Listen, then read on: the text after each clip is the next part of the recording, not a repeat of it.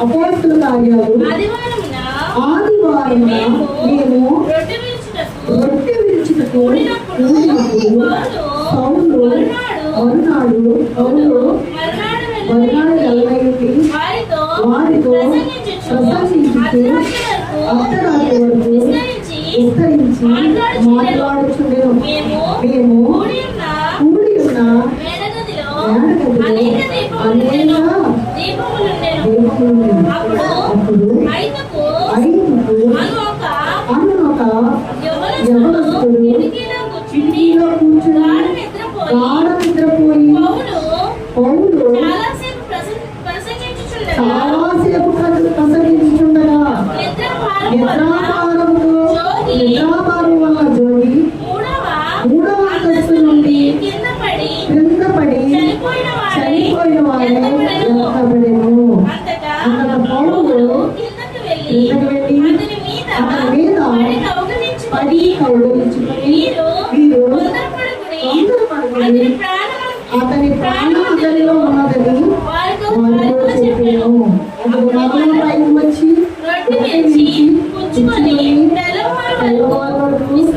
విస్తారంగా సంభాషించి బయలుదేరిన వారు బ్రతికిన ఆ చిన్నవాడిని వచ్చినప్పుడు విశేషమైన ఆదరణ కలిగాను. ఇందులో మనం ఏమి గమనించాం? ఇక్కడ మనం చూసినట్లయితే ఆదివారమున రొట్టె విరుచుట అంటే ప్రభురాత్రి సంస్కరించినప్పుడు ఆ రోజు మరి పౌలు గారు విస్తారముగా ఏం చేస్తాడండి? ప్రసంగించేస్తూ ఉంటారు. ఎక్కువ ప్రసంగిస్తూ మన వారు అంటూ ఉంటారు, మన వాళ్ళు మేము పరిగెడాలండి, మాకు నిద్ర వస్తుంది. ఒకవేళ రాత్రంతా ఉన్నాం ఎక్కడా పనిలో మాకు నిద్ర వస్తుంది. అది నిజమే. ఎందుకంటే మన యొక్క శరీరము కష్టపడినప్పుడు అలిసిపోయినప్పుడు నిద్ర తప్పనిసరిగా వస్తుందండి. అయితే ఇక్కడ నిద్ర లేకపోయినా ప్రమాదమే, నిద్ర ఎక్కువైనా ప్రమాదమే. ఇక్కడ మీరు గమనించినట్లయితే పౌలు అక్కడ ఏం చేస్తాడంటే మరి వాక్యం చెప్పుచుండగా ప్రసంగించుచుండగా చాలాసేపు ప్రసంగిస్తే ఇక్కడ ఒక యవనస్తుడండి, చిన్నవాడు అన్నాడు. అంటే యవనస్తుడు ఎక్కడ ఆయన పేరు కూడా రాయబడ్డది ఐతుకు. యవనస్తుడి పేరు ఏం పేరండి? ఐతుకు. ఎన్నో అంతస్తులో కూర్చున్నాడు? 3వ అంతస్తులో. ఎక్కడ కూర్చున్నాడు? జాగ్రత్తగా. ఐతుకు అన్న ఒక యవనస్తుడు కిటికీలో కూర్చుండి గాఢ నిద్రపోయి, కిటికీలో కూర్చుండి అంటే ఇటువంటి కిటికీలు కాదండి. ఇప్పుడు ఉన్నటువంటి దేవాలయంలో ఇటువంటి చిన్న కిటికీలు కావు. అవి ద్వారబంధములతో కూడినటువంటివి, మనిషి కూర్చోవడానికి వీలుగా ఉన్నటువంటి కిటికీలు. ఆ కిటికీల దగ్గర కూర్చుని వాక్యం వింటూ ఉన్నాడు. వాక్యం వింటూ ఉన్నప్పుడు మరి అక్కడ ఒకటి గమనించింది, పౌలు ఎక్కువసేపు ప్రసంగించినందున, అంటే విస్తారంగా ప్రసంగించినందున, అంటే ఎక్కువసేపు ప్రసంగిస్తే అక్కడ ఏమైందంటే ఇంక నిద్ర జోగి మరి 3వ అంతస్తు నుండి ఎక్కడ పడిపోయాడు? ఆ కిటికీ నుండి పడిపోయినప్పుడు మరి ఏమైందంటే పౌలు గారు అలా పడిపోయినప్పుడు కుటుంబ సభ్యులు ఏమంటారు చెప్పండి? అయితే ఏమంటారు కుటుంబ సభ్యులు? ఏమంటారు? గత సంఘస్థులు ఏమంటారు? ఈ యొక్క పాస్టర్ గారికి పై పాటలు ఎంతసేపు ప్రసంగించాడు, ఇస్తామని ఇంతసేపు ప్రసంగిస్తాడా, ఎంతసేపు ప్రసంగిస్తారు? పిల్లలు ఎలా ఉంటారండి? పెద్దవాళ్ళే ఉండకపోతున్నాం, పిల్లలు ఎలా ఉంటారు అని చెప్పి చాలా మంది చదువుతూ ఉండొచ్చండి. ఈ సంగమం అన్ని బైబిల్లో రాయాలంటే కుదరదు, బైబిల్ సరిపోదు, ముఖ్యమైనటువంటి విషయాలు రాయబడతాయి. అయితే ఆ యొక్క వాక్యం చెప్పినప్పుడు ఆయన నింద ఉండవచ్చు, కానీ దేవుని వాక్యముకు ఆటంకము వచ్చినప్పటికీ, సాతాను గలిబిలి చేసినప్పటికీ దేవుడు దానిని ఏం చేస్తాడండి? ఆటంకపరచడు. ఇక్కడ ఐదుగు అనగా యవనస్తుడు కిటికీలో నుండి నిద్రలో జోగి 3వ అంతస్తు నుండి పడిపోయాడండి. పడిపోతే బ్రతకడానికి అవకాశం లేదు. అందరూ ఏమనుకున్నారంటే చనిపోయాడు అని చెప్పి చాలా ఘోర కింద ఉంటే అక్కడ దేవుని యొక్క వాక్యములకు, దేవుని యొక్క ప్రసంగానికి అక్కడ ఆటంకం ఏర్పడ్డది. కానీ పౌలు గారు ఏం చేస్తారంటే మరలా ఆ 3వ అంతస్తును దిగి కిందకు వెళ్ళి ఆ యొక్క పడిపోయినటువంటి యవనస్తుని తీసుకుని కౌగిలించుకొని అక్కడ దేవుని స్తుతించి దేవుడిని మహిమపరచడం వల్ల అతను ప్రాణంతో మళ్ళా సజీవుడై ఉన్నాడు. అంటే అతను చనిపోయాడు అని రాయబడలేదు, కానీ చనిపోయి ఉంటాడని మీరు అనుకున్నారు. కానీ దేవుడు అక్కడ ఒక గొప్ప అద్భుతం, ఒక సూచక్రియ చేయబడ్డాడు. అంటే తను నిద్రపోయి పడిపోయినా కానీ దేవుడు ఏం చేశాడండి, బ్రతికించాడు. అంటే ఆ యవనస్తుడు అలసిపోయి ఉండొచ్చండి, మరి ఎక్కువ ప్రసంగించడం వల్ల తను శరీర అలసట వల్ల మరి నిద్రపోయి ఉండవచ్చు. కానీ దేవుడు అక్కడ మహిమపరచబడ్డాడు. దేవుడు మహిమపరచాక అలాగ మరలా అతన్ని బ్రతికించి మరలా పౌలు గారు మళ్ళా ఏం చేశారండి, దేవుని వాక్యం వల్ల ప్రకటిస్తూ మళ్ళా ఏం చేస్తున్నాడంటే ఆయన రొట్టె పుచ్చుకొని సంస్కరిస్తూ ఉన్నాడు. అంటే దేవుని పనికి ఆటంకం ఇక్కడ ఏర్పడదని అందరూ అనుకున్నాం. నిజంగా అతను చనిపోయాడు అనుకోండి, దేవుని నాకు దూషింపబడుతుంది. ఎందుకంటే దేవుని వాక్యం ప్రకటిస్తూ ఉన్నప్పుడు సాతాను అక్కడ మరి నిద్రపోయి ఆ యవనస్తుడు మరి పడిపోయినప్పుడు నిజంగా చనిపోతే దేవుని నామములకు అవమానం కలిగింది. కానీ దేవుడు ఏం చేశాడంటే అక్కడ ఒక సూచక్రియ చేశాడండి. ఆయన చనిపోయిన స్థితిలో ఉన్నటువంటి వ్యక్తిని బ్రతికించాడు. అంటే నిద్ర చాలా ప్రమాదకరం. నిద్ర అనేది చాలా ప్రమాదం అండి. అందుకే మనం నిద్రపోవడము అనేది టైం ప్రకారంగా పడుకున్న వాళ్ళు కొంతమంది ఉంటారు, కొంతమంది ఏమో అలిసిపోయి నిద్రపోయిన వాళ్ళు కొంతమంది ఉంటారు, కొంతమంది ఇంకా అలిసిపోయి వచ్చి ఇంకా నిద్రకే ప్రాముఖ్యత ఇచ్చిన వాళ్ళు కొంతమంది ఉంటారు. అటువంటి నిద్ర వల్ల బైబిల్ వాక్యం ఏం చెప్తుందంటే ఒక దైవజనుడైనటువంటి గొప్ప ప్రవక్త అయినటువంటి చిన్న ప్రవక్తలలో గొప్పవాడైనటువంటి యోనా మరి దేవుడి మాటను అతిక్రమించి మరి దేవుడు ఒక చోటుకి వెళ్ళమంటే మరొక చోటుకి వెళ్ళడం వల్ల అక్కడ ఓడలో ప్రయాణం చేసినప్పుడు మరి అతని వల్ల ఒక బోనం రావడం జరిగింది. మరి అందులో ఉన్నటువంటి వారందరూ కూడా అది గమనించినప్పుడు చీటీలు వేసినప్పుడు యోనా పేరు మీద చూపిస్తాను.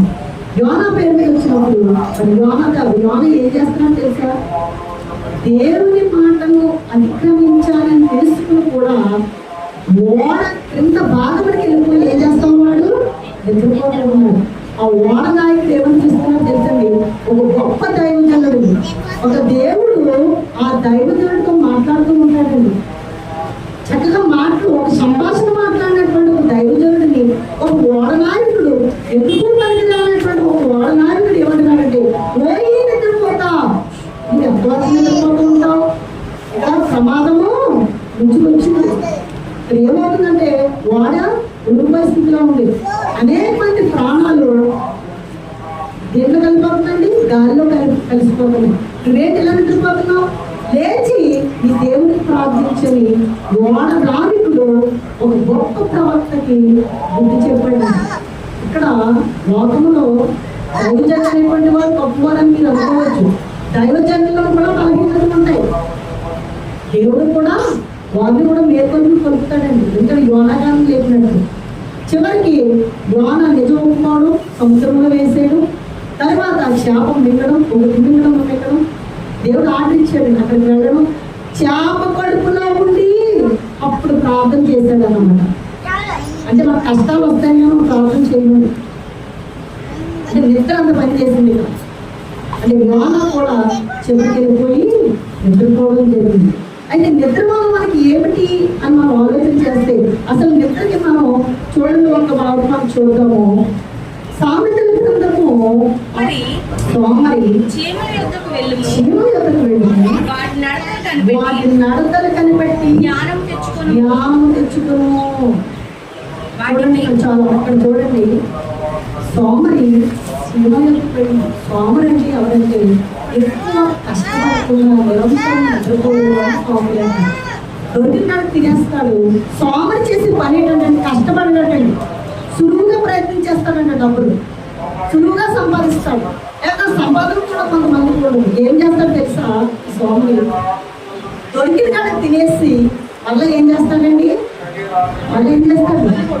పడుకుంటాడు. సోమరికి శరీరం పని చేయదటండి, మైండే పని చేస్తుంది. ఏం చేస్తూ ఉంటాడు,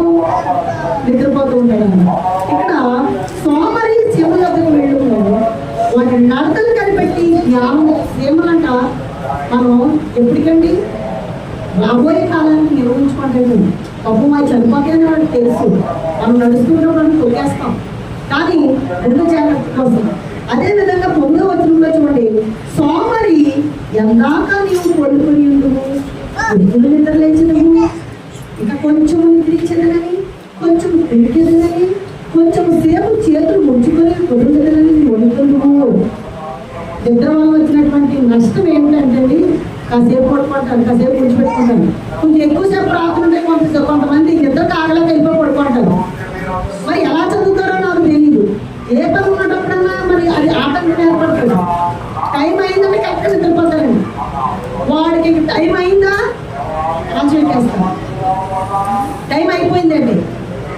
పోనీ మంచి ఎక్కామంటే తెల్లవారుజాము లేసి ప్రార్థనలో చేసి, లేకపోతే ప్రార్థనలో చేసుకుని చదువుకుంటామంటే అది లేదు. మళ్ళీ ఎప్పుడు ఎక్కుతావు నువ్వు, ఎప్పుడే ఇక కొంచెం నిద్రించేదనని, కొంచెం కుడికేదనని, కొంచెం సేపు చేతులు ముడుచుకొని పడుతుందనని నీ మనకు నువ్వు ఏం చేస్తామంటే వరకు ముడుచుకుంటూ పడుకుని ఉంటే అప్పుడు ఏమవుతుందో తెలుసా? అందుచేత దోపిడీగాడు వచ్చినట్టు దారిద్ర్యము నీ వద్దకు వచ్చును. అదండి, అందరు తెల్లవారుజాము లేచి చక్కగా పనులు చేసుకుంటూ ఉంటే నీవు ఏ 10 గంటలకో సూర్యుడు ఉదయించాక అందరూ అన్ని పనులు ఉన్నాను ఏం చేస్తామంటే అప్పుడు లేస్తావు, అప్పుడు మొహం అడుగుతాం. అప్పుడు ఏమవుతుంది? దోపిడీగాడంటే దారిద్ర్యము, వాడి దగ్గర సొమ్ము లేదు, డబ్బు ఉండదండి, వాడికి కష్టపడి మనస్తత్వం కాదు. కనుక నిద్ర అనేది అనేక నష్టాలు మనకి కలిగిస్తుంది. కనుక నువ్వు ఏం చేయాలంటే నిద్ర అనేది నిద్రపోవచ్చు, కానీ సమయానుకూలంగా మనం టైం ప్రకారం నిద్రపోవచ్చు. టైం ప్రకారం 9-10 గంటలకు మనం నిద్రపోయి తెల్లవారుజాము 5-6 గంటలకు మనం లేచినా పర్వాలేదు. కానీ నువ్వు 8 గంటలకు నిద్రపోయి 8 గంటలు 10 గంటలు వేస్తే అది దారిద్ర్యం నిన్ను ఏమవుతుందండి? దోపిడీగా వచ్చినట్టు. అంటే దోపిడీ అంటే దొంగ చెప్పొస్తాడండి, చెప్పకుండా వస్తాడు. మన దరిద్ర్యం మనకి తెలియని రీతిలోనే వస్తూ ఉంటాడు. మరి మనం ఏం చేయాలి? అలాగే నిద్రపోకుండా ఉండాలంటే మనం ఏం చేస్తే మనకి దేవుని ఆశీర్వాదం ఉంటుంది, దేవుడు మనల్ని పరిశీలిస్తాడు అని మనం ఆలోచన చేస్తే అక్కడ మనం ఏం చేయాలంటే నువ్వు చేయవలసిన పని ఒకటే అండి. మరి కీర్తనల గ్రంథము 5వ అధ్యాయము, కీర్తన గ్రంథము 5వ అధ్యాయము 1వ వచనం, నా మాటలు చెవులు, నా ధ్యానం లక్ష్యం ఉంచుము, నా రాజా రాజాలో నా ఆత్మని ఆలోచించుము. నేను ప్రార్థించున్నాను. ఏ సమయం ప్రార్థిస్తున్నాను చూడండి. యెహోవా ఉదయమున నా కంఠస్వరము నీకు వినబడును. ఉదయమున నా ప్రార్థన నీ సన్నిధిని సిద్ధం చేసి కాచి ఉండును. చూస్తారండి, దావీదు మహారాజుకి ఏమంటున్నాడంటే మన ప్రార్థన అంటే ఉదయం చెయ్యాలంటే ఎప్పుడో 10 గంటలకో 11 గంటలకో ఎదురుగా ఉండి నువ్వు 10 గంటలు వేసి అది ఉదయం అవ్వదండి. ఉదయం ఎప్పుడు లెక్క వస్తుందో తెలుసండి. ఉదయం అనేది తెల్లవారుజాము 3 గంటలు మొదలుకొని, అంటే నీవు కోడి కూయకు అని యేసుప్రభువు పేతురుని అంటాడు. అంటే అప్పుడే తెల్లవారడానికి అవకాశం 3 అంటే 3 నుండి 5 గంటల లోపు మనకు ప్రార్థన అండి. ఆ ప్రార్థన అంట ఎవరైతే ప్రార్థన చేస్తారో అంటున్నాడండి దావీదు, యెహోవా ఉదయం నా కంఠస్వరము నీకు వినబడును, ఉదయం నా ప్రార్థన సన్నిధిని సిద్ధం చేసి కాచి. మనం ప్రార్థన చేసినప్పుడు ఎవరి ప్రార్థన కాచి ఉంటుంది? నీ ప్రార్థన కాచి ఉంటుందా? నా ప్రార్థన కాచి ఉంటుందా? దేవుని సన్నిధిలో ప్రార్థన కాచి ఉంటుందని నమ్మకం, విశ్వాసం మనకుందా? అసలు ఆయన ప్రార్థన, మన ప్రార్థన నిజంగా ఆలకిస్తున్నాడు ఆయన? ఎలా రుజువు చేయగలుగుతాము చెప్పండి? ఎలాగా? కార్యం జరగకపోతే మరి ఒక్కొక్కసారి కార్యం ఆలస్యం అవ్వచ్చండి. ఇప్పుడు కార్యం ఆలస్యం అవుతుందంటే వాళ్ళు మంచివాళ్ళు కాదు అనుకోవడం లేదు. దేవుడు మనకు టెస్ట్ చేస్తాడు. ఇంకా బంగారు కుటుంబం వేయబడినట్లు మనం బంగారు ఇంకా మెరుగు అవ్వాలి అంటే కష్టాలు మనకు వచ్చినప్పుడు మన కార్యం తొందరగా అవుతుంది ఈ సంగమం. అప్పుడు మన చెడ్డవారమా? కాదు కదా. మరి ఉదయమునే మరి నీ కంఠస్వరము ఆయనకి వినబడాలి అంటే నీ ప్రార్థనకు ధూపం వలె ఆయన సన్నిధికి వెళ్ళాలంటే మరి ఆయన మనల్ని ఎలా గమనిస్తున్నాడు? రుజువు ఉందా మనకి? ఉన్నది కదా. మరి నీ ప్రార్థన దేవుడు ఆలకిస్తున్నాడా? నిజంగా ఆలకిస్తున్నాడా? చాలా మందికి అపనమ్మకం. నిజంగా దేవుడు ఉన్నాడా? అందరూ వెళ్తే నేను వెళ్తున్నాను, నిజంగా ప్రార్థన చేస్తే నిజంగా ఆలోచిస్తున్నారా? లేదా డౌట్ లేదా? ఖచ్చితంగా డౌట్ ఉంది. అందుకే మనం సగం 5గులా ఉన్నాం. 5 కానీ యవనస్తులు కిటికీలో కూర్చుని అటు ఇటు అంటే అటు సగము లోకము సగము దేవుడిలో ఉన్నట్టు మన యొక్క జీవన విధానం కూడా సగము లోకంలో ఉంటున్నాము, సగము దేవుడిలో ఉంటున్నామండి. ఉంటే దేవుడు చెప్పినటువంటి వాక్యం ఏంటంటే, ఉంటే నువ్వు వెచ్చగానైనా ఉండు, చల్లగానైనా ఉండు, కానీ నువ్వు వెచ్చని స్థితిలో నువ్వు ఉండడానికి వీలు లేదు. నువ్వు లోకంతోటి సాంగత్యం చేసుకుని దేవుడితోటి సాంగత్యం చేస్తే దేవుడు మన హృదయంలో నివసింపడండి. ఎందుకు ఒకరికే మన హృదయం చోటు ఉంటుంది, ఇద్దరికి ఎవరైనా హృదయం చోటేమో. హృదయానికి ఇద్దరికి చోటించేవాడు ఎవరంటే, చెడు పనులు చేసేవారు ఇద్దరికి చోటిస్తారు. చెడు పనులు చేసేవారు అంటే భర్తకి చోటు ఉంటుంది, ఇందులో ప్రియుడికి చోటు ఉంటుంది. చివరికి ఆ ప్రియుడితో ప్రాణము అంతమవుతుంది. కానీ సాతానికి అలా ఉంటాయి ఈ సంగమం. కనుక మరి అపనమ్మకం అనేది మనం విడిచిపెట్టి, ప్రభువా ఉదయమునే నేను స్తుతించినప్పుడు, ఉదయమునే నేను కనపరిచినప్పుడు, ఉదయమే నేను ప్రార్థన చేసినప్పుడు నా కంఠస్వరము నీ దగ్గర కాచి ఉండాలని ప్రార్థన చెయ్యాలి విశ్వాసంతో. మరి దాని రుజువు ఏమిటి? దేవుడు ఆలకిస్తున్నాడా లేదో చూద్దామా? చూద్దాం. దేవుడు ఆలకిస్తున్నాడా లేదా నిజంగా అంటే అవిశ్వాసంగా ఉన్నటువంటి వారికి మనం బలపడేటప్పుడు ఇది మంచి అవకాశము. కనుక కీర్తనల గ్రంథము 11వ అధ్యాయము, 4వ శరణంలో మనం చూసినట్లయితే, యెహోవా తన పరిశుద్ధాలయంలో ఉన్నాడు.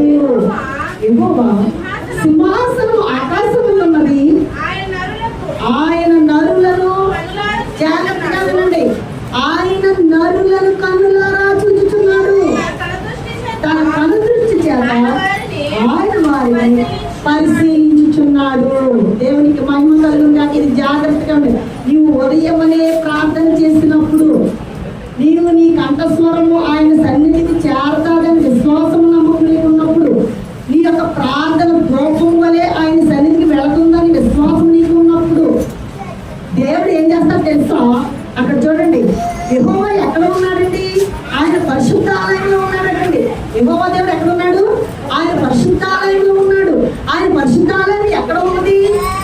యెహోవా సింహాసనము ఆకాశంలో ఉంది. ఆయన నరులను కన్నులారా చూచుచున్నాడు. చూస్తున్నాడు. ఎక్కడ? ఆకాశం నుండి కన్నులారా చూస్తున్నాడు. ఆకాశం నుండి చూస్తున్నాడు కన్నులారా. ఆకాశం నుండి కన్నులారా చూసినప్పుడు ఇంకేం చేస్తున్నాడంటే, తన కను దృష్టి చేత ఆయన వారిని పరిశీలిస్తున్నాడండి. ఇప్పుడు నమ్మకం కలిగిందా మీకు? నమ్మకం కలిగిందా? దేవుడు నిజంగా ఉన్నాడా? దేవుడు చూస్తున్నాడా మనల్ని? ఆకాశమందు ఆయన ఉండి, ఆయన సింహాసనం ఆకాశమందు ఉన్నది కనుక భూమి ఆయన పేదపీఠం కనుక, అంటే ఇక్కడ నుంచి ఆయన ఆకాశంలో ఎంత ఎత్తు ఉన్నాడో మనం ఆలోచన చేస్తే, ఆయన పాదపీఠం దగ్గర మనం ఉన్నాము. ఆయన సింహాసనం ఆకాశంలో ఉన్నది. ఆయన ఆకాశంలో నుండి ఆయన ఏం చేస్తాం? నరులను పరిశీలించి, మన క్రియలన్నీ పరిశీలించి, మన ప్రార్థన ఆలకించి ఆయన ఏం చేస్తున్నాడంటే చూడండి, 5వ శరణంలో, యెహోవా నీతిమంతులను పరిశీలించును, దుష్టులను బలత్కార శక్తులను ఆయనకు అసాధ్యులు. ఇద్దరిని పరిశీలిస్తున్నాడటండి. మంచివారిని పరిశీలిస్తున్నాడు, చెడ్డవారిని పరిశీలిస్తున్నాడు, ఇద్దరిని పరిశీలిస్తున్నాడు. ఇక్కడ సోమరిని పరిశీలిస్తున్నాడు, అంటే తెలివిగల వాడిని పరిశీలిస్తున్నాడు. ఉదయం లేచిన వాడిని, ప్రార్థన చేసిన వాడిని పరిశీలిస్తున్నాడు, ప్రార్థన చేయలేని వాడిని పరిశీలిస్తున్నాడు, తప్పు చేసిన వాడిని పరిశీలిస్తున్నాడు, తప్పు చేయలేని వాడిని పరిశీలిస్తున్నాడు. అయితే మనం గమనించినట్లయితే ఆయన తప్పనిసరిగా మనం చూస్తున్నాడు కనుక మనము ప్రార్థన చేయాలి. కనుక మనము ఏంటి అంటే, ఇక్కడ 5కు అని యవనస్తుడు ఎత్తులో జోగి ఏమయ్యాడండి? ఎదురు పడిపోయాడు, ప్రాణాపాయ స్థితిలో ఉన్నాడు. కానీ పౌలు గారు ఆయన బ్రతికించాడు. ఈ కిటికీలో కూర్చోవడం వల్ల అతను ఏమైందండి? బ్రతికాడు. కానీ మరి ఆయన ఎలా ఉన్నాడు అంటే, ఇష్టం చెప్తుంది 5 గారి యవనస్తుడు ఏ పనికి పనికి రాకుండా, ఏ పని చేయలేకపోకుండా మరి ఎలా ఉన్నాడంటే, మరి బ్రతికి ఉన్నా కానీ ప్రయోజనం లేని స్థితి అన్నమాట. అంటే ఆ యవనస్తుడు ఎంత యాక్టివ్గా ఉండాలో నిద్ర వల్ల, జోకి పడిపోవడం వల్ల ప్రాణానికి ప్రమాదం లేదు, కానీ తన శరీరానికి అవసరాన్ని వచ్చిందని చరిత్రకారుల యొక్క అభిప్రాయము. కనుక ఇక్కడ నిద్ర అనేది చాలా ప్రమాదకరము. ఈ నిద్ర మరి అందుకనే ఆ కిటికీలో కూర్చోడం వల్ల దాన్ని నిద్ర కిటికీ. ఏ కిటికీ అండి? నిద్ర కిటికీ. అంటే నిద్ర కిటికీ కూడా మన ప్రమాదాన్ని తెచ్చిపెడుతుంది అనమాట. తర్వాత మనం చూసినట్లయితే మరొక వాక్యం చూసుకుని మొదటి సమూహేలు 19వ అధ్యాయం ఉంది. మొదటి సమూహేలు 19వ అధ్యాయం 11, 12 వచనాలు చూసినట్లయితే 12వ వచనం చదవడం. కిటికీకుండా దావీదును తింపగా అతడు తప్పించుకొని పారిపోయాను. ఈ కిటికీ ఏమిటంటే తప్పించే కిటికీ. ఏ కిటికీ అండి? తప్పించే. ఎవరికి మరి కిటికీ ఉండాలి అంటే దావీదు భార్య అయినటువంటి మీకాలు అంటే సౌలు కుమార్తె. సౌలు గారు దావీదు మరి దేవుడు దావీదుని ఆశీర్వదించడం వల్ల దేవుడు దావీదును ఉన్నత స్థానంలో తీసుకుని వెళ్తే సౌలుకి అసూయ చెంది చంపడానికి ప్రయత్నించినప్పుడు ఈ వార్త తన కుమార్తెకి తెలిసినప్పుడు తన భర్తను తన తండ్రి చంపేస్తాడు, సౌలు చంపేస్తాడని చెప్పి తన భర్తను కాపాడడానికి తన భర్త దగ్గరికి వచ్చి దావీదుతో చెప్తుంది. ఎందుకంటే నీవు నా దగ్గర ఉన్నట్లయితే నా తండ్రి నిన్ను చంపేస్తాడు కనుక నీవు తప్పించుకుని పోతే మంచిదని చెప్పి ఈ యొక్క మీకాలు ఏం చేసిందంటే దావీదు గారిని ఒక కిటికీ కూడా దించి తప్పించిందండి. మరి సౌలు తన కుమార్తెను నిందిస్తాడనమాట. ఈ భర్తను ఎందుకు తప్పించాడంటే అక్కడ వారి విరోధం ఏర్పడుతుంది. అంటే ఇక్కడ తప్పించే కిటికీ. కొన్ని కిటికీలు తప్పిస్తాయండి. పూర్వంలో దేవదాసి వ్యవస్థ ఉండేదండి. దేవదాసి వ్యవస్థ అంటే వారు వివాహం చేసుకోరండి. వివాహం చేసుకోకుండా ఆ దేవదాసీలు చేసే వృత్తి ఏంటంటే వేశ్య వృత్తి. అంటే మన ఊళ్ళు చెప్పుకున్న కదా రక్షణ కిటికీ గురించి చెప్పుకున్నటువంటి వేశ్య ఎవరండి? రాఘాబు. అలాగా ఆనాటి కాలంలో దేవదాసి వ్యవస్థలో ఏమి జరిగింది అంటే వారు గృహాలు కట్టుకున్నప్పుడు ఒక ద్వారం ఉంటుందటండి, ఒక కిటికీ ఉంటుందట. ఒక ద్వారం ప్రక్కనే ఒక కిటికీ ఉంటుంది. మనం ఏం చేస్తామంటే ద్వారము వెళ్ళడానికి కిటికీ వెళుతూ రావడానికి అని మనం ఉపయోగిస్తాం. పూర్వంలో దేవదాసి వ్యవస్థ ఉన్నప్పుడు వారు కట్టుకున్నటువంటి గృహాలు ఎలా ఉండేవి ఏంటండి? ఒక కిటికీ, ఒక ద్వారబంధం. ఇక్కడ మొట్టమొదటిగా ఒక కిటికీ, ఒక ద్వారబంధం ఉండేది. మరలా ఈ ఒక గృహం నుంచి మనం ఎలా వచ్చినప్పుడు ఆ చివర ఒక కిటికీ, ఒక ద్వారబంధం. అంటే వచ్చినటువంటి పురుషులు ఆ యొక్క కిటికీ, ఆ యొక్క ద్వారబంధం నుంచి పిలిచేవారు కాదటండి, శబ్దం చేసేవారట, ఎలా కొట్టేవారట. ఈ స్త్రీ ఆ వచ్చిన వ్యక్తి ఎవరని చెప్పి ఆ కిటికీ నుండి చూసి అప్పుడు ఆ వ్యక్తి ఎటువంటి వ్యక్తితో చూసుకుని మరి తను లోపలికి రప్పించుకునేదట. ఆ వచ్చినటువంటి వ్యక్తి మరలా వెళ్ళేటప్పుడు ఎవరికి కనిపించకూడదట.